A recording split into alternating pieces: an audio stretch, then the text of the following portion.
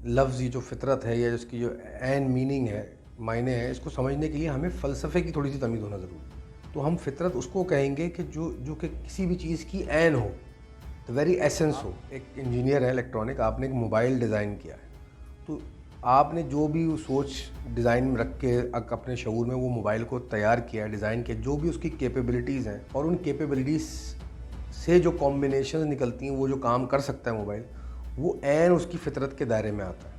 ایک اس کی بنیادی تعریف تو یہ لی جاتی ہے۔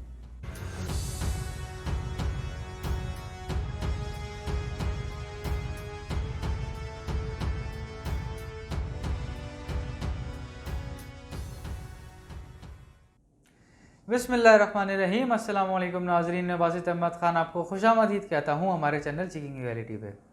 آئیے اپنے عنوان کی جانب بڑھتے ہیں اور اپنی گفتگو کا آغاز کرتے ہیں۔ السلام علیکم سر۔ وعلیکم السلام ورحمۃ کیسے مزاج ہیں آپ؟ اللہ کا بہت بہت کرم ہے۔ سر جی، یہ فرمائیے گا فطرت کیا ہوتی ہے اور یہ قوانین فطرت کیا ہوتے ہیں؟ بسم اللہ الرحمن الرحیم۔ میرے نزدیک بہترین کلام قرآن پاک اور بہترین انسان رسول پاک صلی اللہ علیہ وآلہ وسلم۔ باسط فطرت کیا ہے، اس کے جو معنی ہمارے معاشرے میں لیے جاتے ہیں، چاہے وہ فطرت انسانی ہو یا قدرت، جس کو ہم قدرت کی فطرت کہتے ہیں، نیچر کے لاز، وہ اس کے معنی اور جو اس کے حقیقی معنی وہ بہت الگ لیے جاتے ہیں ہمارے معاشرے میں۔ نمبر 2 بات، ہمیں فطرت کو سمجھنے کے لیے لفظ یہ جو فطرت ہے یا اس کی جو عین میننگ ہے، معنی ہے، اس کو سمجھنے کے لیے ہمیں فلسفے کی تھوڑی سی تمیز ہونا ضروری ہے۔ اگر ہم بنیادی تعریف کرنا چاہیں تو ہم فطرت اس کو کہیں گے کہ جو کہ کسی بھی چیز کی عین ہو، the ویری ایسنس ہو، اور جس طرح وہ چیز ڈیزائن کی گئی ہو۔ اس کی اگزامپل اس طرح لے لیجئے کہ آپ ایک انجینئر ہیں الیکٹرانک، آپ نے ایک موبائل ڈیزائن کیا ہے، تو آپ نے جو بھی سوچ ڈیزائن میں رکھ کے اپنے شعور میں وہ موبائل کو تیار کیا ہے، ڈیزائن کیا، جو بھی اس کی کیپیبلٹیز ہیں اور ان کیپیبلٹیز سے جو کمبینیشنز نکلتی ہیں، وہ جو کام کر سکتا ہے موبائل، وہ عین اس کی فطرت کے دائرے میں آتا ہے۔ ایک اس کی بنیادی تعریف تو یہ لی جاتی ہے۔ اب اس میں اختلاف یہ ہو سکتا ہے کہ کیونکہ اس کی کیپیبلٹیز میں وہ چیزیں ہیں تو یہ اس کی فطرت ہے اور یہ ایسا کرے گا، یا ہم یہ کہہ سکتے ہیں کہ اس کی کیپیبلٹیز میں، اس کی صلاحیتوں میں تو یہ چیز ہے، لیکن یہ ڈیزائن یہ کرنے کے لیے نہیں بنایا گیا، تو یہ فطرت میں شامل نہیں ہوگا۔ تو یہی بحث معاشرے میں پائی جاتی ہے بنیادی طور پر۔ کوئی بھی وجود، چاہے وہ انسانی ہو، جاندار ہو یا بے جان ہو، وہ کیا کر سکتا ہے اور کیا کرنے کے لیے بنایا گیا ہے، اس کا وجود تخلیق کیا گیا ہے، اور وہ کیا کر رہا ہے، یہ تینوں حصے جو ہیں یہ فطرت کی تعریف میں آتے ہیں۔ اب ہم بات کر رہے ہیں کیونکہ لفظ فطرت پہ، تو ہم قوانین فطرت جو قدرت کے ہیں ان پہ ہم بات کر لیتے ہیں، ہم انسانی فطرت پہ اس وقت بات نہیں کر رہے۔ تو جو قدرت کی جو فطرت ہے، جس کو الہامی کتابوں میں بھی بیان کیا گیا ہے کہ جو اللہ تعالیٰ کی ذات ہے یا خدا ہے، جس کو گاڈ ہم کہتے ہیں، وہ ہر چیز پہ قادر ہے۔ تو کیونکہ وہ ہر چیز پہ قادر ہے تو ہر چیز پہ وہ قدرت رکھنے کی اس کی فطرت بھی ہے، یعنی کہ وہ کیپیبل بھی ہے۔ کس چیز پہ وہ قادر نہیں ہے، یہ ہماری سمجھ سے باہر ہے۔ انسانی عقل جہاں تک اس چیز کو ٹٹول سکتی ہے، اس میں وہ کوئی ایسی چیز نہیں ہے ہمیں جو لگتا ہے اس کی قدرت سے باہر ہے، تو یعنی کہ اس کی فطرت سے بھی کچھ باہر نہیں۔ پھر اس کی فطرت میں ہر صفت جو ہمیں انسانوں کو پتہ بھی ہے، اور ایسی بہت ساری صفات ہیں، یہ صفات جو ہمیں ہمارے علم میں نہیں ہیں، وہ بھی اس کی فطرت کا حصہ ہے۔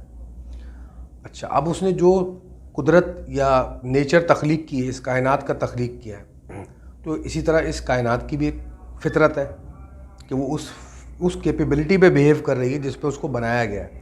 وہ اس قدرت یا اس فطرت پہ بیہیو نہیں کر رہی جس پہ اس کو نہیں بنایا گیا۔ یعنی کہ کائنات کو ڈیزائن کیا گیا جس طرح وہ بیہیو کر رہی ہے، ایکسپینڈ کر رہی ہے، سٹارز ہیں اس میں، سولر سسٹم ہے، پلانٹس ہیں۔ تو اگر ہم کہیں کہ جی کائنات میں فلاں چیز نہیں ہے، جو چیز نہیں ہے وہ اس کی فطرت میں نہیں ہے۔ اس کی ایگزامپل اس کی مثال ہم اس طرح دے سکتے ہیں کہ انسان ڈیزائن ہوا ہے جو انسان کرتا ہے۔ اگر کوئی انسان مٹی کھانے لگے یا کانچ یا لوہا کھانے لگے تو وہ ڈیزائن نہیں ہے اس چیز کو، اس کی فطرت میں نہیں ہے۔ لیکن ہم نے دیکھا ایکسیپشنز بھی ہوتے ہیں، کچھ لوگ ٹالرنس جنریٹ کر لیتے ہیں کہ ان چیزوں کو کھانے کی، ایسے ایگزامپلز ملے دنیا میں، لیکن وہ بنیادی فطرت میں نہیں ہے انسان کا۔ جیسے میں نے موبائل کی ایگزامپل دی یا آپ جو کپڑے پہنے ہوئے شرٹ ہے یہ اس کی فطرت کیا ہے کہ یہ آپ کو پہننے کے بعد آپ کے جسم کو کور کرے گی, آپ کو آرام پہنچائے گی, دور سے آپ کو رنگ برنگا دکھائے گی. یہ سب اس کی فطرتوں میں. اگر میں چاہوں کہ یہ شرٹ گانا شروع کر دے تو مجھے کیا جواب دیں گے آپ کہ یہ تو اس کی فطرت میں نہیں ہے, اس کے ڈیزائن میں نہیں ہے, اس کی کیپیبلٹیز ہی نہیں ہے کہ یہ کام کر سکے. تو ہمیں جب ہم قدرت کو سمجھتے ہیں تو ہمیں ہر چیز کو نظر میں رکھتے ہوئے اس کی فطرت کو مد نظر رکھنا ضروری ہوتا ہے کہ کسی بھی چیز کی جو عین ہے وہ کیا ہے.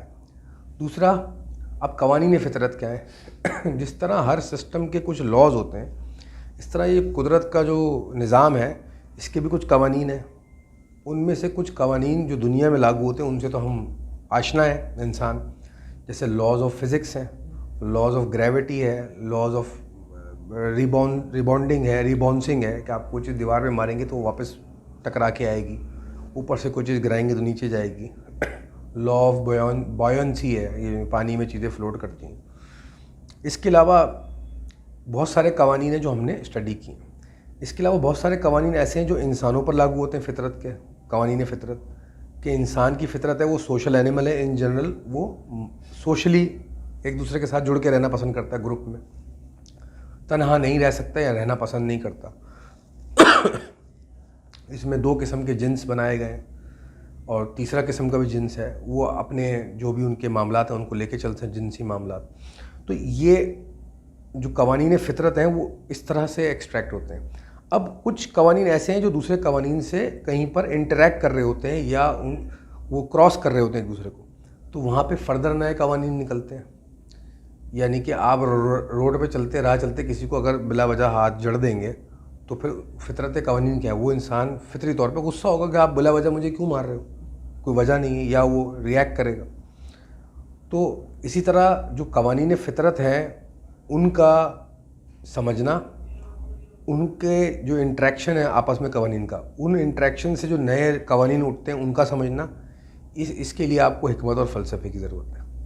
اب ہوتا کیا ہے ہمارے معاشرے میں, کیونکہ لوگ ان قوانین پہ غور و فکر نہیں رکھتے اور ان کی حقیقت نہیں جانتے, تو جہاں جہاں انسان کے شعور میں علم کی کمی ہوتی ہے, آگاہی کی کمی ہے, وہاں وہاں قیاس آرائی, فینٹیسی, گمان, خیال اور یعنی کہ سوچ وہ ٹیک اوور کر لیتی. مجھے نہیں پتہ کہ میں نے باسط کے بارے میں سنا ہے اور مجھے نہیں پتہ باسط کیا کر سکتے ہیں, لیکن کیونکہ میں ان کے بارے میں جانتا نہیں ہوں تو جو لوگوں سے میں نے سنا میں نے قیاس آرائیاں قائم کر لیں, باسط تو ایسے آدمی, باسط تو ایسے آدمی. یہ ایک بہت ہی اچھا ایگزامپل ہے کہ جب انسان کے شعور میں علم نہیں ہوتا تو وہ قیاس آرائیاں کس طرح قائم کر لیتا ہے. اور یہی دیکھا جاتا ہے کہ ہم سب سے زیادہ قیاس آرائیاں اور بدگمانیاں اور خام خیالیاں قدرت کے فطرت کے قوانین کو لے کے ہم اب بنا لیتے ہیں. جو پہلے بزرگ گزرے ہیں انہوں نے ہزاروں سال بڑوں سے چھوٹوں تک, چھوٹوں سے ان سے چھوٹوں تک جو پاس آن ہوتی ہوئی جو حکمتیں آئی ہیں ان میں آپ نے اکثر سنا ہوگا بڑے بوڑھے کہتے ہیں کہ بھائی چور چوری سے جائے, ہیرا پھیری سے نہ جائے, کہ لاتوں کے بھوت باتوں سے نہیں مانتے. تو یہ کون سے قوانین ہیں, یہ کون سے محاورے ہیں جو ہم تک پہنچے ہیں؟ یہ وہ فطری محاورے ہیں جو انسانوں کی فطرت کو لے کے بیان کیے گئے ہیں, یا قدرت کے اوپر کہ جی آسمان کی طرف رکھ کے تھوکو گے تو تمہارے اوپر ہی آئے گا. اس کی ہم نے کچھ سائنٹیفک ایکسپلینیشن بھی اب سمجھ لی ہے جس میں ہم نے بتایا کہ لاز آف فزکس ہے. اسی طرح جو فطرت ہے اس کے کچھ ان سین قوانین بھی ہیں جو کہ ظاہری آنکھ سے نظر نہیں آتے, جو کہ انسان کے شعور کو سمجھ میں آتے ہیں لیکن بظاہر نظر نہیں آتے. وہ قوانین بھی ہم نے سنے, جو بوگے وہ کاٹو گے, what goes around comes around, جو گھوم جاتا ہے پلٹ کے واپس آتا ہے, مقافات عمل ہے. اور اللہ تعالیٰ مسبب الاسباب ہے, اسباب کی دنیا ہے. یہ وہ فطرت کے قوانین ہیں جو انسان جن سے لا علم ہے, نا آشنا ہے اور ان کی لا علم ہونے کی وجہ سے گمراہ ہے.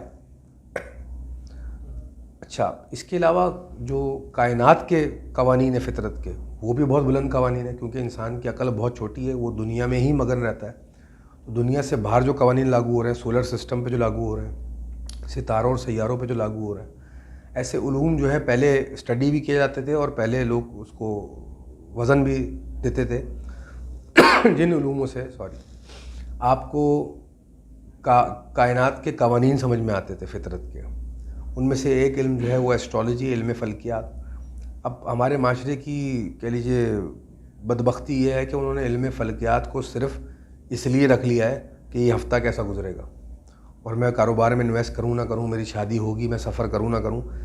بہت ہی چھوٹے مقاصد اور چھوٹے علوم یا چھوٹے درجے پہ لا کے اس علم کو محصور کر دیا ہے، یہ اپنی نفسانی مقاصد کو حاصل کرنے کے لیے انسان نے، جبکہ وہ علم اتنا چھوٹا نہیں تھا. اور اس طرح کے اور بھی علوم ہیں. تو پہلے زمانے میں لوگ ان علوموں کو اسٹڈی کرتے تھے تو اس سے کائنات کے قوانین سمجھتے تھے. جتنے بھی آپ کے سامنے آج قوانین ہیں جن پہ آپ کی ماڈرن زندگی بسر ہو رہی ہے، یعنی کہ آپ جو کیلنڈر فالو کرتے ہیں، جو اسلامی تاریخیں فالو کرتے ہیں، یہ سب فلکیات سے ہی ہمیں بنائے گئے ہیں. چاند سے ہمارا مہینہ چلتا ہے اور سن سے، سورج سے جو گریگورین کیلنڈر چلتا ہے. تو یہ سارے قوانین انہی آبزرویشن، انہی علوم، انہی اسٹڈیز پہ بنائے گئے ہیں جن علوم کو لے کر کائنات کی فطرت کو سمجھا گیا تھا. اور جتنا آپ ان علوم کو سمجھتے ہو اتنے کائنات کی فطرت کو سمجھتے ہیں. اب یہاں پہ ہم ایک گمراہی دور کرتے چلیں کہ لوگ اس قسم کی گفتگو سمجھ کے فیسینیٹ ہو جاتے ہیں کہ ہمیں علم فلکیات سیکھنا چاہیے. تو میں نے پہلے ہی باور کر دیا کہ علم فلکیات وہ والا نہیں جو لاگو ہوا ہے. آپ غور کیجئے، جتنے بھی اسلامک صوفیہ اور اولیاء گزرے ہیں یا گریٹ اسکالرز گزرے ہیں، علماء اکرام گزرے ہیں، وہ سارے ان علوم سے واقف ہوتے تھے. فلسفہ وہ سب پڑھے لکھے ہوتے تھے، فلسفہ وہ پڑھتے تھے اور فلسفے وہ سمجھتے تھے. علم فلکیات کے سب ماہر تھے، اور جس کو علم نجوم بھی آپ کہہ لیتے ہیں، وہ الگ الگ. پھر پامسٹری ہو گئی یا اس طرح کے جو سوڈو سائنسز ہوتی ہیں، وہ علوم جو کہ پاسٹ ایکسپیرینس اور آبزرویشن پہ بیس کرتے ہیں، ان سب کے ماہر ہوا کرتے تھے.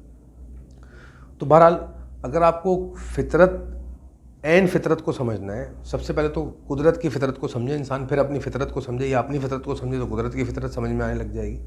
تو فطرت کو اگر سمجھنا ہے اور قوانین فطرت کو سمجھنا ہے تو اس کا ایک جملے میں مختصر کہہ لیجیے احاطہ کریں تو یہی ہے کہ آپ کو با علم ہونا پڑے گا اور علوم کے اوپر دسترس رکھنی پڑے گی، مختلف علوم کے اوپر.